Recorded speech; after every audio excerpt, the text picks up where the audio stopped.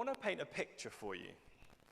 For some of you, this picture is going to be really easy to relate to, but don't get ahead of me as I paint it, okay? So I want you to begin by picturing a Saturday morning. It's a Saturday morning and you have woken up and the whole day is before you. Absolute freedom. Just one to do. Just one thing on the to-do list. It's brief, it's easy, so you've got this whole day before you. Infinite possibilities with a 24-hour span. The weather's good, so we're clearly not here. But this whole day is before you. As I said, you've just got one thing to do. Just need to make one purchase, a single purchase. How hard could it be? You know what it is, you know where it is. The car journey is pleasant, if not slightly longer than it used to be because of the 20-mile-an-hour speed limit. But you know what you want, so you head out. Everything is going well. The problem is the place you are heading can be best described as a perfect mix of the Argos catalogue and the inside of the Argos warehouse, as you are greeted by that familiar yellow and blue signage of IKEA. Hands up if you've ever been to IKEA. Hands up if you ever got lost in IKEA. Superb. There's at least a few people with me this morning. Suddenly, that free Saturday you had is very quickly not going to be quite such a free Saturday. Let's remember, we went in for one thing. I've deliberately put the map up because apparently there's a way you're meant to go around IKEA. You wouldn't know that by the massive signs that make sure you go in every area. But you've gone in for one thing. You need a unit. Somehow, halfway round, you've bought 2 shelves, 4 scented candles, kitchen utensils you don't know what they do, but they looked fun, and inevitably, if you've been to IKEA, you've bought one of these 2 things on every trip. Resealable bags or the clips that go on bags. It's just like IKEA law. Yesterday, we had a bit of a clean out. We didn't go to IKEA. We cleaned out IKEA stuff from our house. We have more clips than I've ever had enough food to use on. That Saturday has vanished because all of a sudden you are stuck in IKEA. If you've ever been, as many of you have said, you'll know the pain of being stuck wandering around. You'll know that wonderful question, and rarely anymore do I have to ask the question, but I still love loitering in the car park just to watch people with massive boxes pull up to the back of a Mini, and you just know it's not going to fit. You just know it's not going to fit. But IKEA has one area which is incredible, and many of you will have jumped to the coffee shop. The coffee is okay there. But one area that is amazing. Just after you've passed through the rugs, you move into the lighting department. A magical space in IKEA, a space unlike any other. Now, I don't know how many of you have recalled IKEA's lighting area, but IKEA as a store is lit by massive overhead lighting. White, bright lights. The idea being that everything on display is shown off best when it is well lit. Everywhere other than the lighting department. The lighting department depends upon the lights in it to light it. The best way to sell a light is to see how the light works. The best way to see what the light does is for the light to be on. The clever people at IKEA knew this. So it's a low-lit space, unlike any other in the whole store, designed to show off light. Light is best understood when it is seen, when it has the capacity to reveal something of both itself and that which it casts light upon. You see, IKEA knew this, and they have worked with it. But fascinatingly, and probably more encouragingly for us this morning, Jesus taught about it. So I'm going to ask Helen to come and bring us our first reading this morning. Thank you, Helen.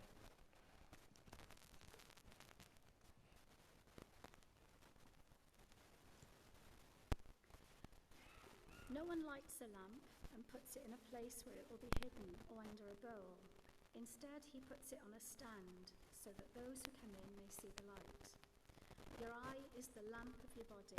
When your eyes are good, your whole body also is full of light. But when they are bad, your body also is full of darkness.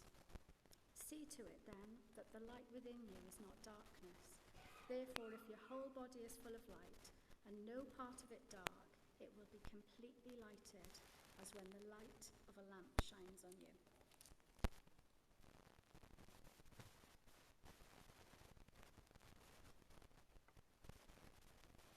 Thank you, Helen. We know that Jesus will often talk about light. It's a common source of information, a way of transitioning what he's saying into something that we can understand. And of course, we've heard that turn of phrase before, or at least similar. No one lights a lamp and puts it in a place where it will be hidden. Sounds a lot like, neither do people light a lamp and put it under a bowl. But that passage we heard earlier from Sharon in Matthew is Jesus talking about the way we live out our lives. An outward working, as it were. Whereas here in Luke, he's challenging something far more internal. So we're going to need to dive a little bit deeper to understand what he's talking about with this eye and this light in Luke. Now, I've recently started to wear glasses when I use the computer. Quick secret, I've always wanted to wear glasses. I think it makes you look more intelligent. I'm yet to find out if that's true, because I'm not on the other end of the meetings that I have to wear glasses for, but Mark often looks at me with slightly more of an awe and wonder when I wear my glasses, so I'm going to run with it. But I've needed to start wearing glasses because my eyesight is getting a little bit worse. So does that mean I've moved into that stage of life where the body is full of darkness? Is that what Jesus is saying? If we have good eyesight, we are clearly full of light, and if we have bad eyesight, then we are clearly somehow an evil person. Well, no, fortunately, because there's a lot of people wearing glasses looking very studious and slightly sternly at me now from the seats. Jesus isn't talking simply about vision.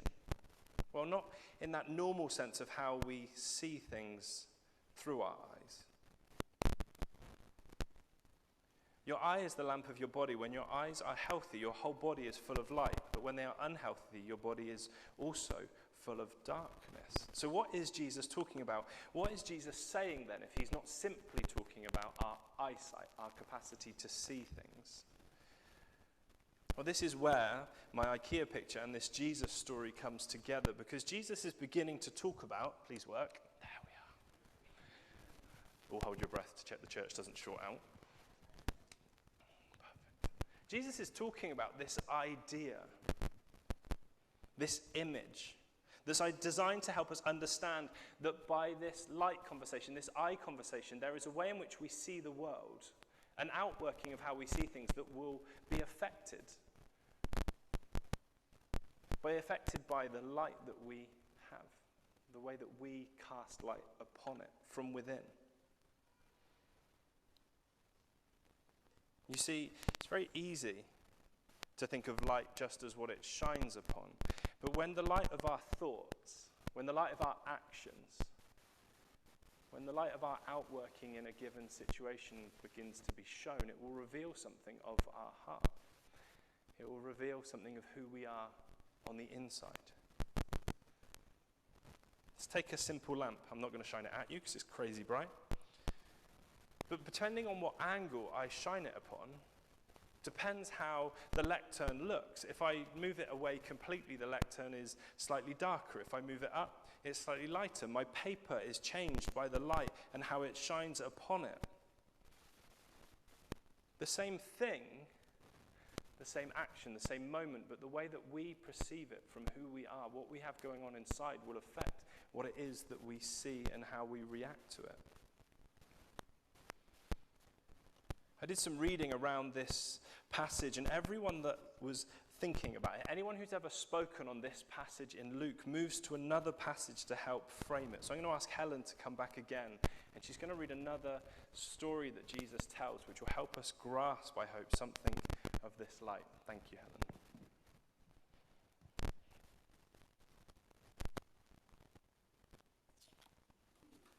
Okay, I'm reading from Matthew chapter 20. For the kingdom of heaven is like a landowner who went out early in the morning to hire men to work in his vineyard. He agreed to pay them a denarius for the day and sent them into his vineyard. About the third hour he went out and saw others standing in the marketplace doing nothing. He told them, "You also go and work in my vineyard, and I will pay you whatever is right." So they went.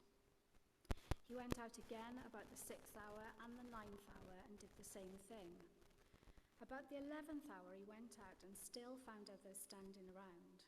He asked them, "Why have you been standing here all day doing nothing?" "Because no one has hired us," they answered. He said to them, "You also go and work in my vineyard." When evening came, the owner of the vineyard said to his foreman, "Call the workers and pay them their wages, beginning with the last ones hired and going on to the first." The workers who were hired about the 11th hour came, and each received a denarius. So when those came who were hired first, they expected to receive more. But each one of them also received a denarius. When they received it, they began to grumble against the landowner. "These men who were hired last worked only 1 hour," they said, "and you have made them equal to us who have borne the burden of the work and the heat of the day." But he answered one of them, "Friend, I'm not being unfair to you. Didn't you agree to work for a denarius? Take your pay and go. I want to give the man who was hired last the same as I gave you. Don't I have the right to do what I want with my money? Or are you envious because I am generous? So the last will be first, and the first will be last." Thank you. The way we see things is a huge indicator of what's going on inside. We might not like to admit it, we might not think about it all that often, but the whole reason these two passages work together, the whole reason there's all these lights here, is because what we view things as is an indicator to what's going on inside.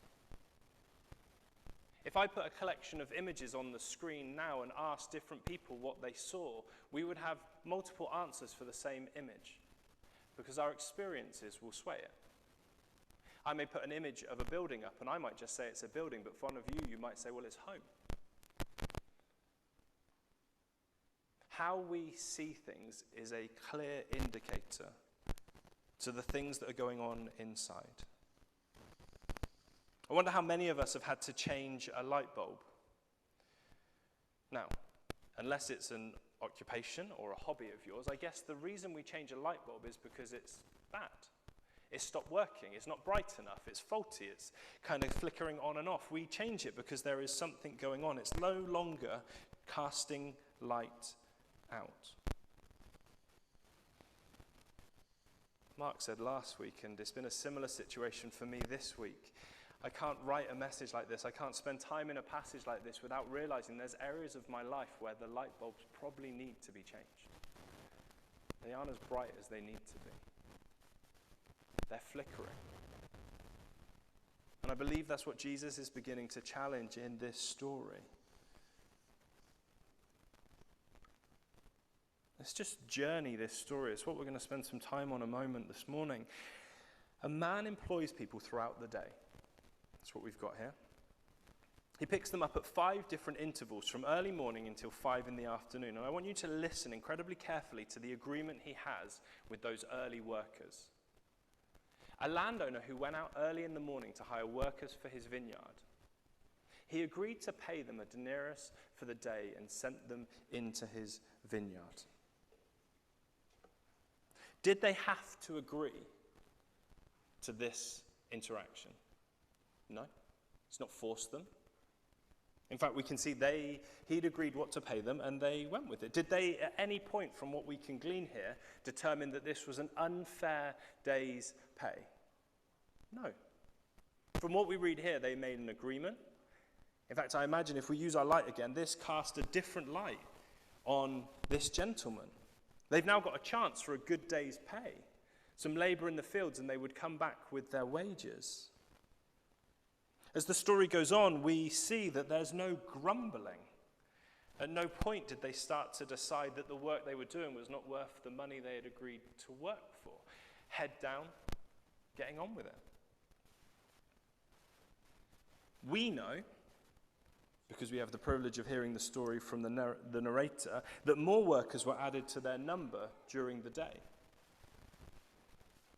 But from everything we have, the day runs as normal. Those first workers may have noticed new faces turning up, but there's no comment made. Just that there were more workers in the field.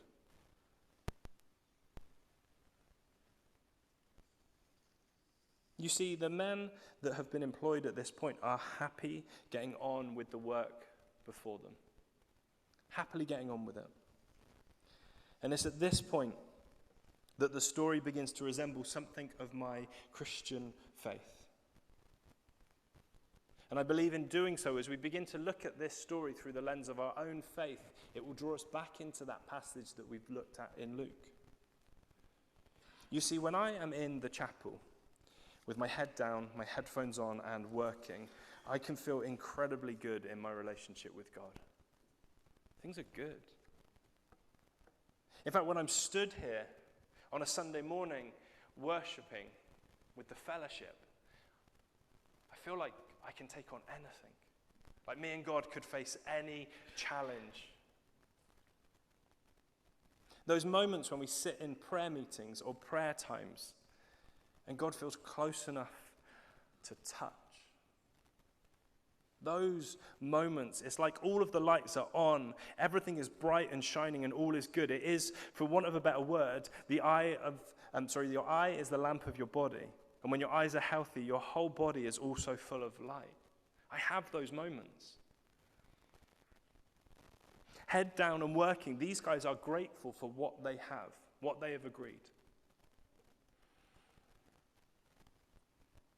But like my Christian walk, like all of our lives, and indeed like we see with these workers, life isn't lived in isolation. And God is not just our own personal spiritual entity. So we have to understand that we're going to need to engage with others. We're going to need to see God at work in the whole world.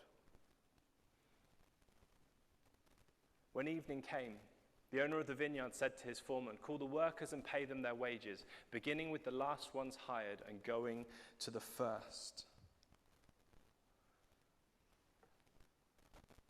We understand that all of these workers were in the vineyard working together. No matter what time they arrived, there's a space in which they came and a space in which they worked.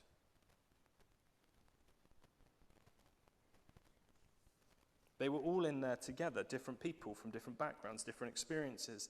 For me, I've always thought of this story when I looked at it, of the vineyard as this closed entity when I've looked at it in my own life. But this far better reflects outside of these four walls. Engaging with people I don't know, situations that I'm unaware of. The vineyard is the eternal and ongoing opportunity to engage with situations and circumstances that I cannot fathom. These men were hired at different times of the day from different areas within the marketplace, I'm sure. They didn't all know each other. In fact, when I look at the vineyard, now I'm beginning to understand that when I'm stood here worshipping, I need to be aware of the voices of others. When I'm in those happy prayer times, I have to be aware other people will pray things that maybe I find uncomfortable. When I'm happily working away at my desk, Mark will frantically wave to get my attention. Other people will engage in our Christian walk. And that's where this whole story begins to come together. Because from verse 8 onwards, we begin to get this awkward encounter. So anyone who's squirmish, anyone who dislikes confrontation like I do, this next bit is incredibly uncomfortable for us. We have this.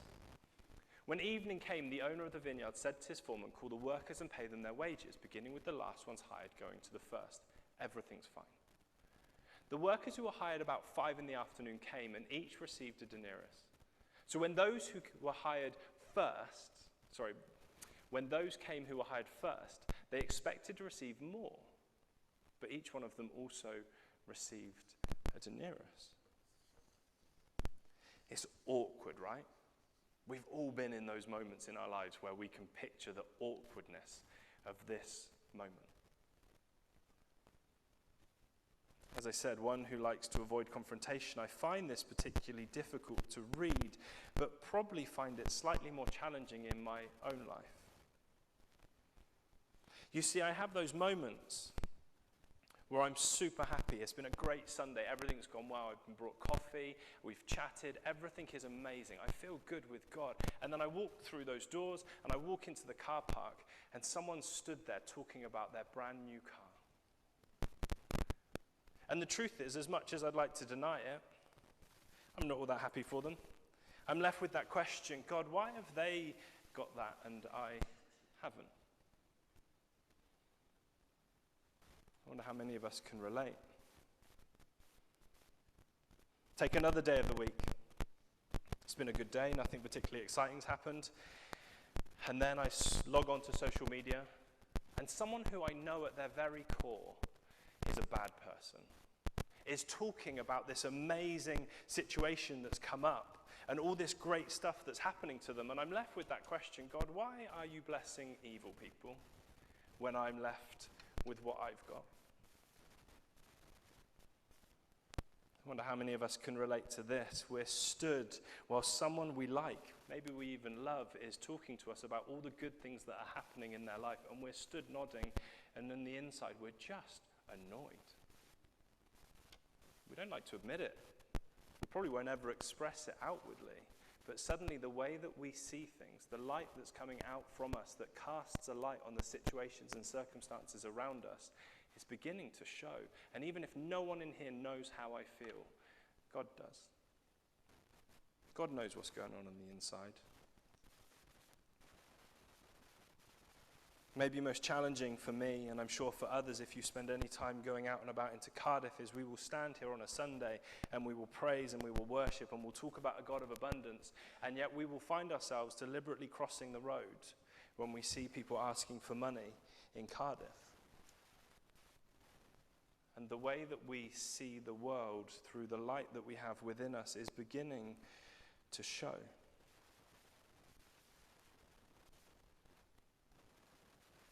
We memorize Bible verses and we write them in cards of sympathy, and we say to the person when we see them, I'm going to be praying for you, and we pray once and we somehow feel we have done our spiritual duty of keeping our word.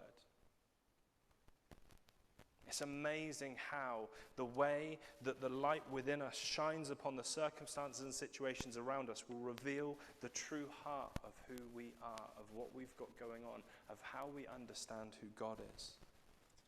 Because it's the same me who is praying and worshipping and writing preachers. It's the same men who have worked tirelessly in the field, knowing what they were working for, knowing what they were going to be paid, who suddenly decide that the situation isn't fair. Now we begin to see the real eyesight, the real eye line, the real situation that is being played out before us.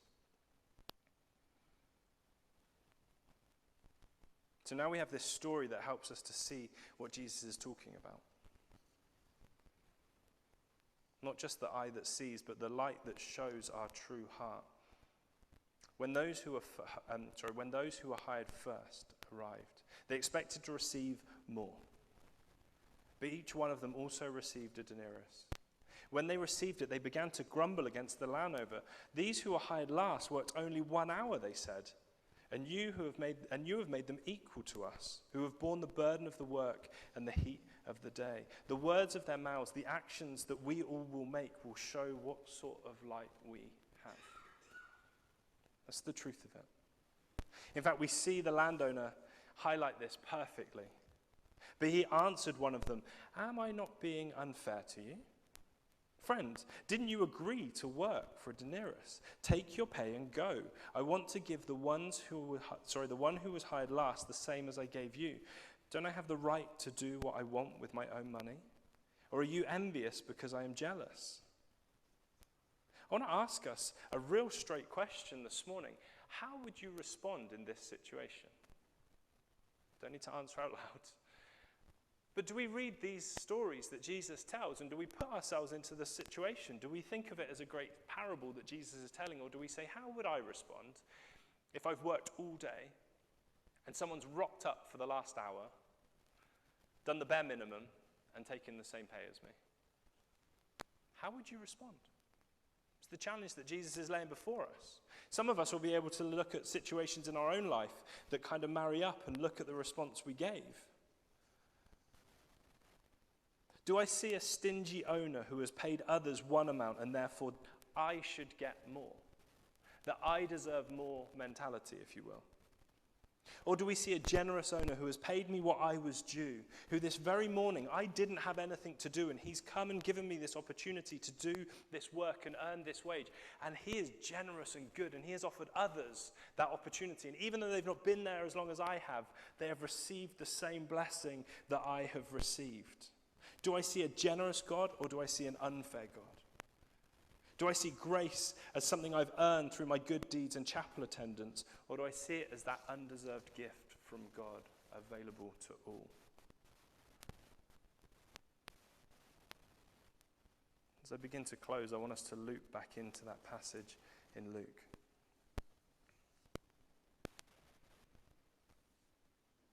Your eye is the lamp of your body. When your eyes are healthy, your whole body is also full of light. But when they are unhealthy, your body is also full of darkness. See to it then that the light within you is not darkness. How do you see God? How do you see him? I don't think we ask these questions of ourselves very often as people of faith. I feel somehow they're questions below us. But how do you see God? How do you understand his love? Not how do you think the answer should go if I was stood in church giving it. How do I outwork how I see God? How do I outwork how I understand his love? How do I understand his compassion, his grace?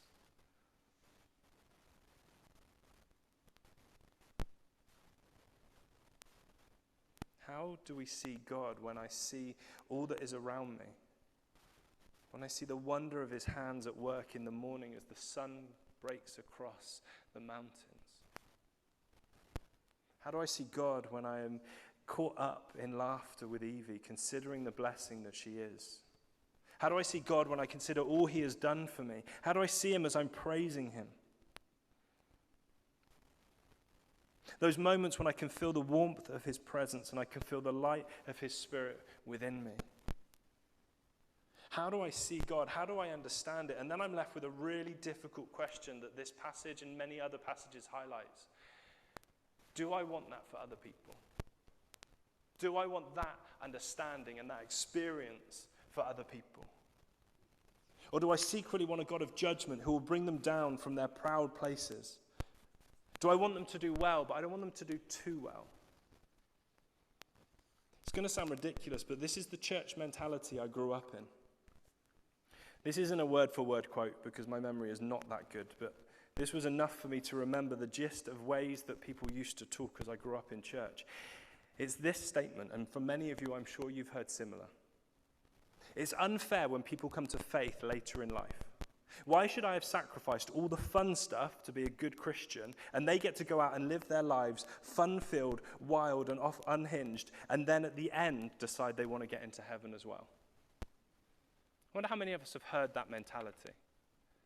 I wonder how many of us have experienced that. Because that's what this is. That's what this story is. This story is, I have slaved away all day. They do not deserve what I've had because they got to mess about for the whole day and then at the very end rock up, do a little bit of work, and now they've been paid. I grew up in a mentality of church that often resembled more of this story than I would like to admit. And it's funny because Mark said something last week that flies in the face of this story and of that attitude, which is that simple line that Jesus came to give life and life to the fullest. By walking with a faith, by walking with God, we are not missing out. In fact, we should be receiving more, being a part of more, experiencing more. Jesus came to give life and life to the fullest. We need to get past this attitude that somehow we have a judgment to call on what is fair and what is unfair. Therefore, if your whole body is full of light and no part of it is dark, it will be just as full of light as when a lamp shines its light upon you. I wonder what your eyes are like.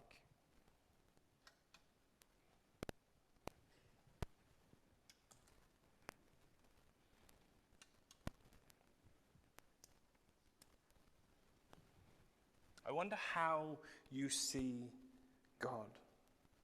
But maybe more importantly, I want to ask you the question, how do you see God in all that is going on around you? What kind of light does your relationship with God allow you to see happening? On the good days and the bad days, when there are days that feel blessed and when you're watching God bless others. How do you see God?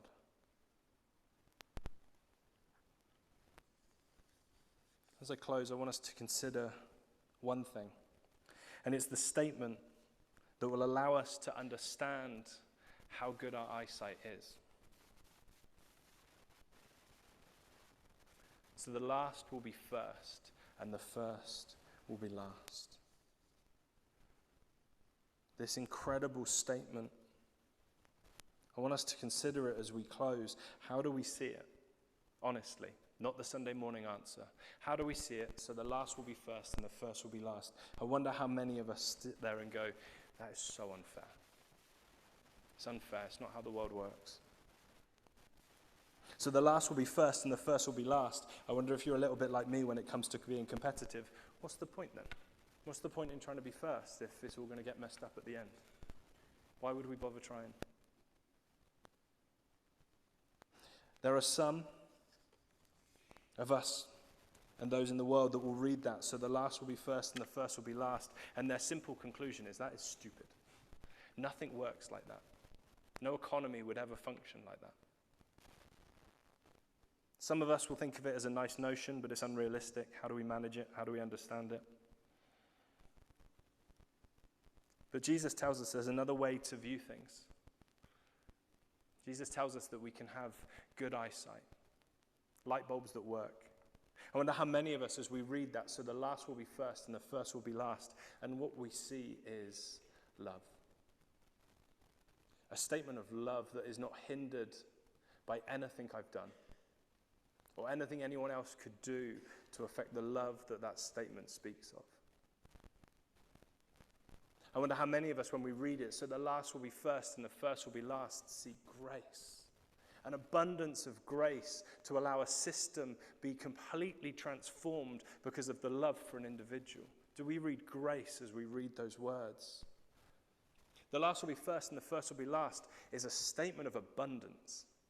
A statement that says it doesn't matter how hard you can work. It doesn't matter what you can bring. I have an abundance and I will give as I see fit. And I will give to those who call me their king. And I don't understand enough of it to be able to get my head around the fact that God has not divided people based on whether they know him or not. There is still breath in the lungs of every human on the earth today because God is gracious and he is abundant and he is loving. And before I close, this is one of the most incredible for me statements of faith. God is faithful. You could have had the worst week of your life for the last 7 days, and you've walked into here as an equal with everyone else because God is faithful to you. And he is faithful to his word and to his promise.